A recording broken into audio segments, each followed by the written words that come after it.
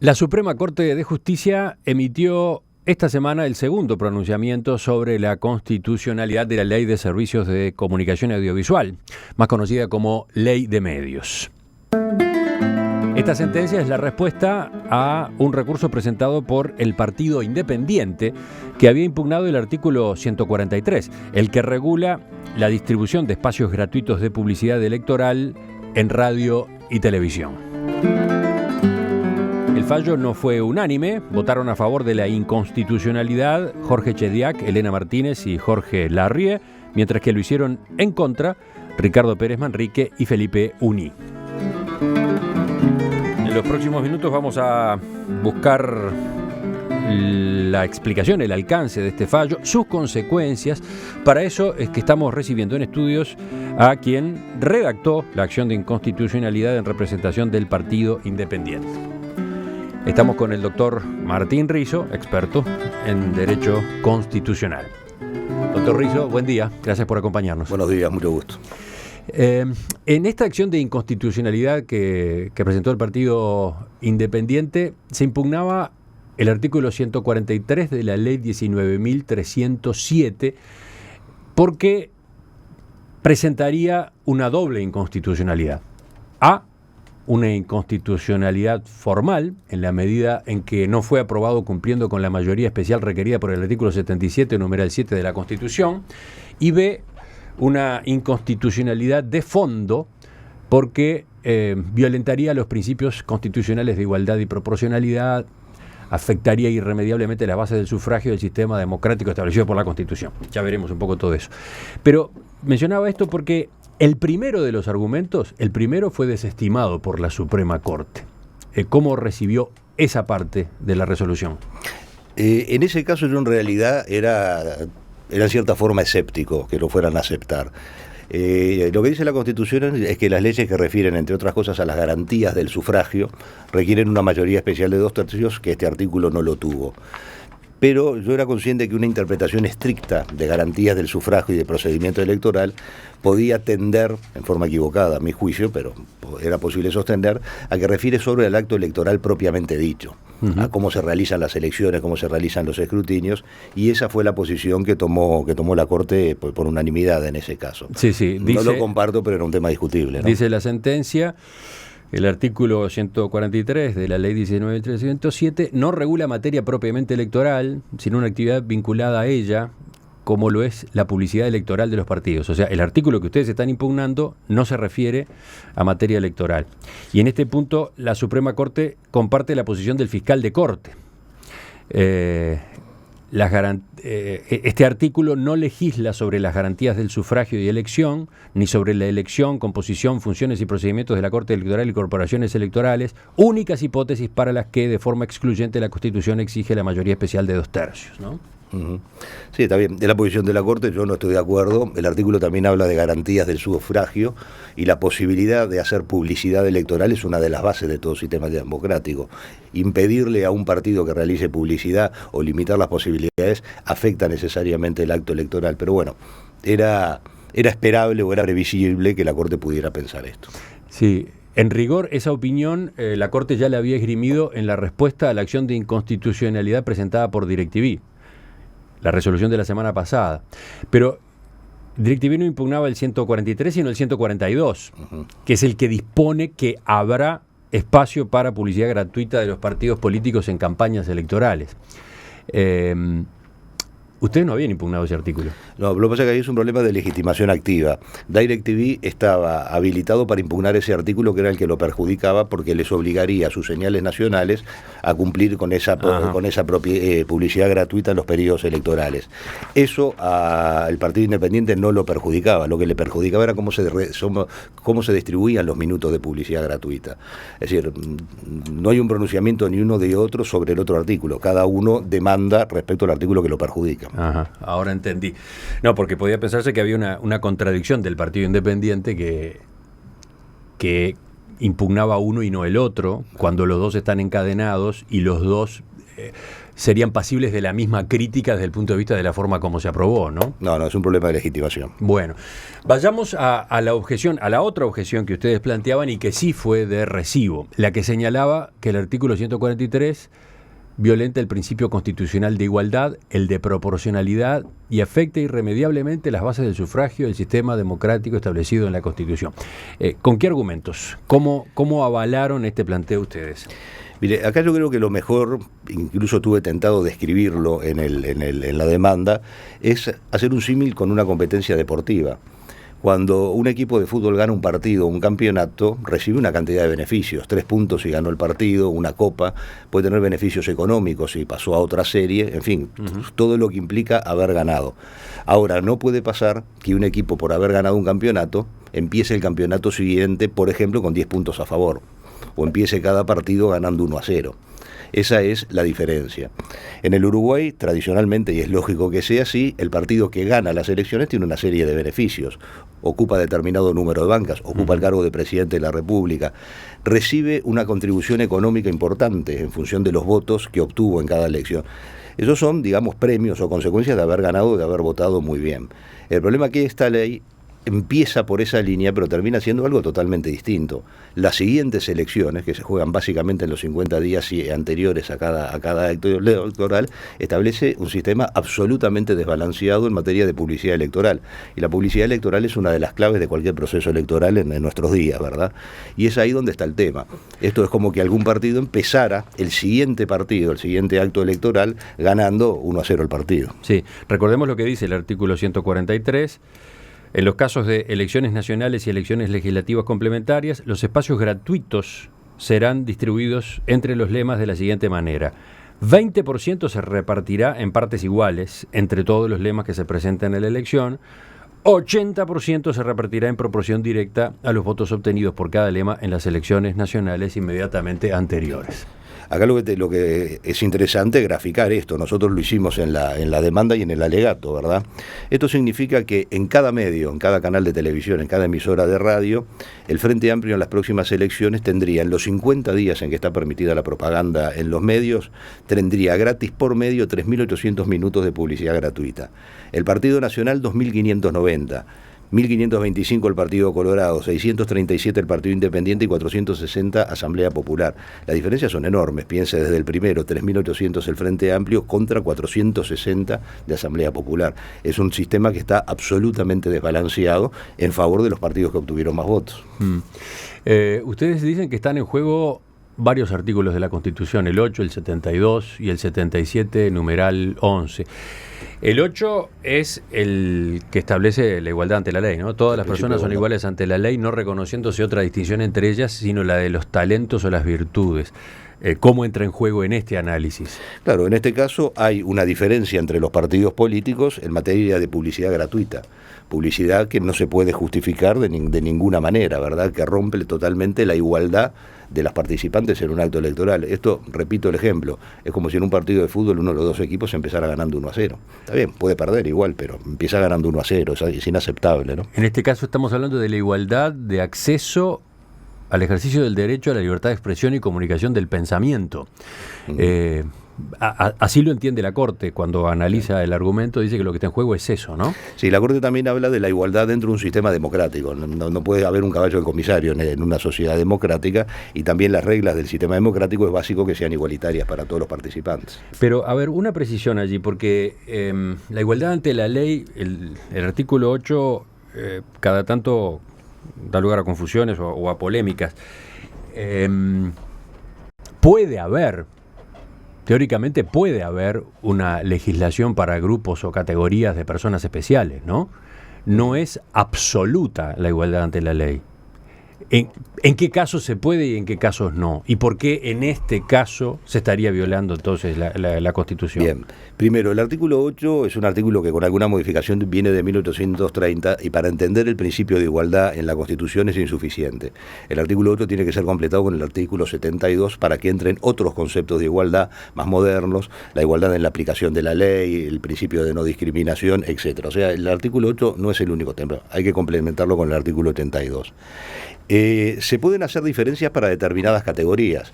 Por ejemplo, puede, y en los hechos hay, una legislación que refiere a la responsabilidad de los médicos. Hay normas específicas para la responsabilidad de los médicos, hay criterios jurisprudenciales específicas para la responsabilidad de los médicos que son distintas para otro tipo de responsabilidades civiles. Ahí lo que nosotros tenemos son categorías, ¿verdad?, de individuos o categorías de empresas, categorías objetivas claramente diferenciadas, que se puede justificar racionalmente que corresponde, que es mejor que tengan un sistema especial de responsabilidad. Los medios, los periodistas, por ejemplo, tienen un sistema de responsabilidad mucho más laxo que el de los médicos. En caso de duda, el medio no va a ser responsable y el periodista tampoco por algún exceso o algún abuso que cometa. En este caso no hay categorías en el tema, ¿verdad? Puede haber una ley que refiera solamente a la categoría partidos políticos, pero esta ley no es así, sino que dentro de la categoría partidos políticos que forman parte, que participan en un proceso electoral, hace una diferencia interna según los partidos políticos que termina favoreciendo a unos y perjudicando a otros. Por supuesto que esto puede cambiar, en las elecciones siguientes se puede invertir esta mayoría, si termina los que hoy son perjudicados podrían ser los beneficiados, pero está siempre el problema. Entonces acá no hay un problema de categorías, sino desigualdad dentro de la misma categoría. Y el otro artículo que ustedes mencionan, el artículo 77 numeral 11 de la Constitución, ¿por qué está transgredido por este artículo 143 de la Ley de Medios? Sí. El artículo 77 numeral 11 establece una obligación para todos los partidos, o varias obligaciones para todos los partidos políticos, de comunicar su carta orgánica, de ejercer procedimientos internos. Y ese artículo tiene que ser interpretado de acuerdo al principio de igualdad. Ese artículo es igual para todos, y no puede ser que en este caso la ley esté favoreciendo, ¿verdad?, haciendo más barato el cumplimiento de esa norma para algunos partidos que para otros. O sea, el artículo 77 numeral 11 hay que interpretarlo en clave de principio de igualdad para comprenderlo.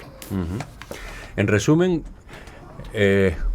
a partir de lo que ustedes habían expuesto y lo que responde la Suprema Corte, ¿qué hay? ¿Coincidencia total?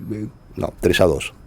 No, pero ahora voy a eso, pero en el pronunciamiento mayoritario de la Corte, ¿qué es lo que ocurre? ¿Se comparten todos los argumentos que ustedes manejaron? Todo menos el argumento formal. El argumento formal está excluido. Pero en el fondo sí. Incluso la Suprema Corte hace un control de convencionalidad, se llama, ¿no? Sí.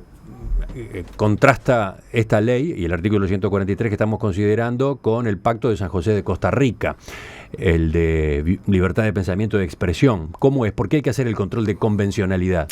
El control de convencionalidad es una cosa relativamente nueva en América Latina que ha venido generando algunos problemas, pero ahora como que se está nivelando el tema, se están aquietando las aguas y se empieza a aplicar con tranquilidad, sin mayores dificultades. Lo que hace la Corte está muy bien que lo haga y es una de las primeras veces que la Corte lo plantea y es un paso adelante, es algo que hay que elogiar de la sentencia, que dice que, bueno, en este caso una ley hay que confrontarla con la Constitución, pero también hay que confrontarla con el Pacto de Derechos Humanos, el Pacto de San José de Costa Rica, especialmente con el artículo 13, que es la norma internacional más importante en materia de libertad de expresión de pensamiento, es la norma central en el sistema interamericano, ¿no? Es una gran noticia. En la sentencia anterior, también la Corte, aunque no incide directamente en el fallo, da algunas buenas noticias, marca la cancha para el futuro con algunas innovaciones interesantes en su jurisprudencia, ¿no?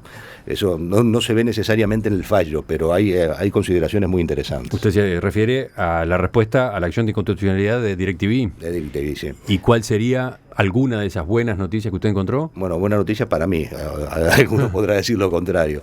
A mí me parece que una de las cosas más importantes que tiene esa sentencia es que por primera vez la Corte con sus integrantes naturales, ¿verdad?, porque la había hecho la Corte integrada especialmente con ministros de tribunales de apelaciones, toma el concepto moderno de razones de interés general.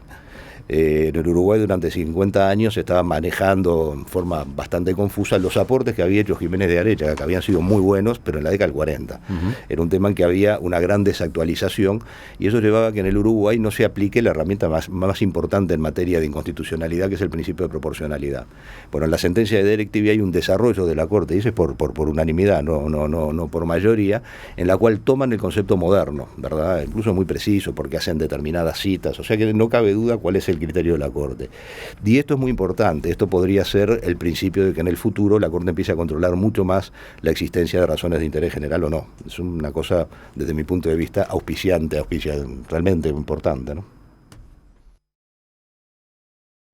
Doctor Risso, estamos hablando de la respuesta de la Suprema Corte de Justicia a la acción de inconstitucionalidad que presentó el Partido Independiente al artículo 143 de la Ley de Medios.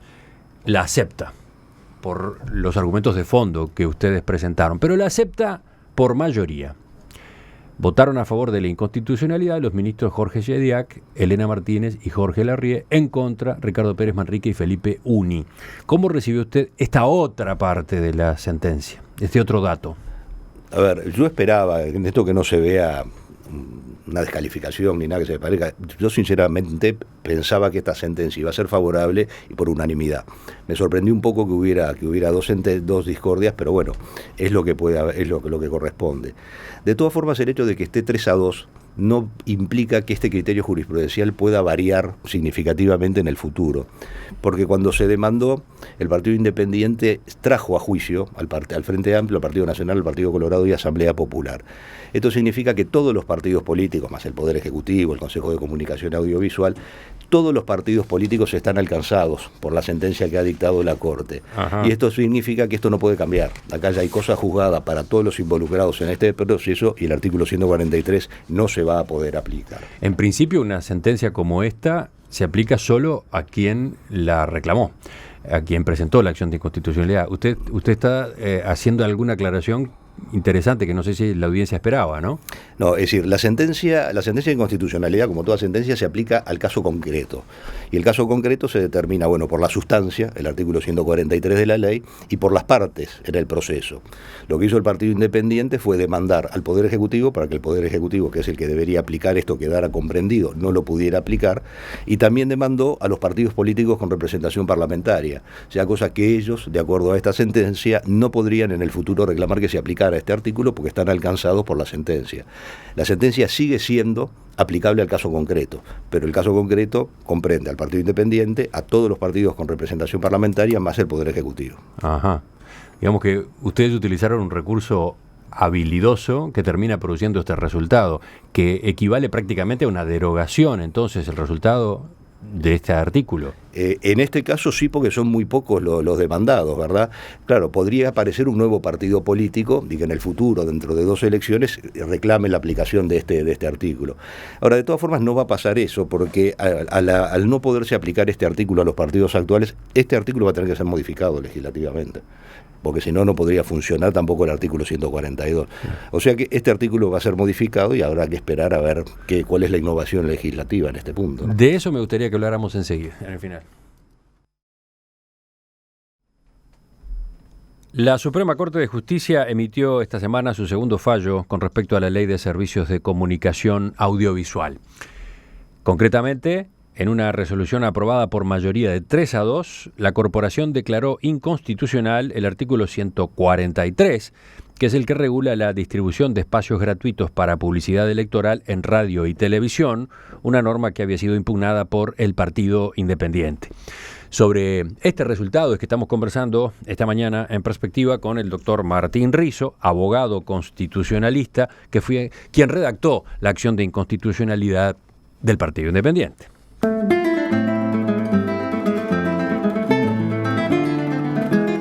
Una aclaración, doctor Risso. El hecho de que usted haya redactado ese texto implica su identificación con el Partido Independiente. No, tengo muchos amigos en el Partido Independiente, especialmente Pablo Mieres, que lo conozco de nuestra época de estudiante, pero no tengo vinculación con el Partido Independiente, actué como abogado.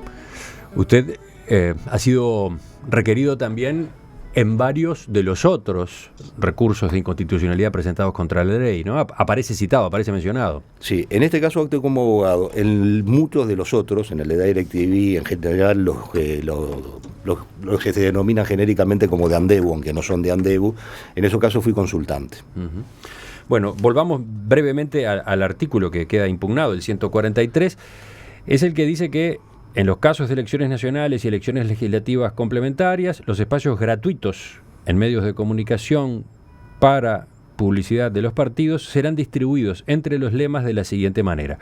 20% se repartirá en partes iguales entre los distintos lemas que se presentan a la elección y 80% se repartirá en proporción directa a los votos obtenidos por cada lema en las elecciones nacionales inmediatamente anteriores. Esta parte, la que implica la distribución en función del resultado electoral previo, fue el centro de la demanda. Para ustedes, este es un artículo que básicamente atenta contra el principio de igualdad, pero no solo eso, ¿no? Uh-huh.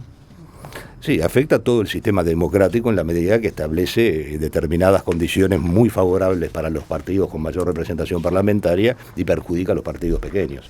La acción de inconstitucionalidad fue acogida por la Suprema Corte. Este artículo entonces, de hecho, cae. Seguramente va a ser derogado. Entonces, la pregunta que viene a continuación es, ¿cuál es el criterio válido? Porque si nos mantenemos férreamente en el principio de igualdad que ustedes esgrimieron, ¿cómo debe distribuirse la publicidad o el espacio gratuito para publicidad electoral? ¿Absolutamente parejo para todos los partidos? A ver, acá no tendría que retroceder un poquito el artículo 142, que el Partido Independiente no lo cuestionó porque no tenía legitimación para hacerlo. El Partido Independiente, para promover el sistema democrático, establece que los medios, los radios y medios y televisión, tienen que dar en los periodos previos a las elecciones un 60% de minutos gratis de publicidad a los partidos políticos. Entonces, está bien el primer problema. ¿Eso favorece a la democracia? A mí me parece que tenemos un punto de partida erróneo. Permitirle a los partidos que pasen actores, que pasen cantitos pegadizos y eso no es algo que favorezca a la democracia. Lo que sí favorece a la democracia es algo que existe en el Uruguay, capaz que eso sí habría que ajustarlo, y que en general los partidos no lo usan, que es disponer de 20 o media hora de minutos en cada uno de los medios para que vayan los candidatos, hablen de su partido y realmente informen a la gente, que le vean la cara a los candidatos y lo que cada uno dice. Eso sí realmente promueve la democracia. Esta ley no. O sea, hay un problema de ingreso. En segundo lugar, lo que se hace con esta ley es invocar que este tipo de criterios ha existido en el Uruguay desde siempre. Pero creo que ahí hay un error. Se confunde el premio por haber ganado una elección con las condiciones igualitarias en la siguiente elección. Era lo que yo decía, una cosa es que un equipo de fútbol gane una copa, reciba un premio económico, y otra cosa que los partidos del campeonato siguiente empiecen ganando 1-0, ¿verdad? Y en definitiva, este sistema que tiene, para mí tiene que ser igualitario. Los ejemplos que se dan de derechos comparados son de sistemas electorales claramente inferiores al nuestro, ¿no? Mire, yo recuerdo, estuve revisando una entrevista que hice con Pablo Mieres en julio del año 2014, cuando la ley todavía no se había aprobado, pero el Partido Independiente ya se oponía a la versión que circulaba de esta norma en el proyecto. Y él decía que había hecho un relevamiento en la región. Hay 3 países que no tienen publicidad electoral gratuita para los partidos. Hay un país que tiene acceso gratuito equitativo en medios públicos y privados, que es Paraguay. Hay 5 países que tienen acceso equitativo gratuito para medios públicos. Y hay 6 países que tienen acceso gratuito a medios públicos y privados. En todos los casos, aclaraba Mieres, una proporción de ese tiempo es otorgada con relación a los votos anteriores y la otra parte se distribuye equitativamente. O sea que el propio Mieres en aquel relevamiento encontraba que en muchos países rigen normas como esta que ahora está cayendo acá. Sí. Entonces... Bueno, pero a ver, ¿en qué país se rigen esas normas? Uruguay es el sistema democrático mejor evaluado de América Latina. El sistema electoral uruguayo tiene el puntaje máximo en todas las evaluaciones internacionales. El sistema constitucional uruguayo tiene más puntaje que el de Estados Unidos. Y eso es así. Entonces, ¿con quién nos vamos a comparar? ¿Vamos a mirar para modificar esto a quién? ¿A Venezuela? Ahí hay un problema. El hecho de que en América Latina, como se dice en una discordia, el sistema más extendido sea algo parecido al que está en esta ley, no quiere decir absolutamente nada. Es al revés, que América Latina nos copia a nosotros el sistema electoral, pero no vayamos nosotros a copiar el sistema electoral de Argentina.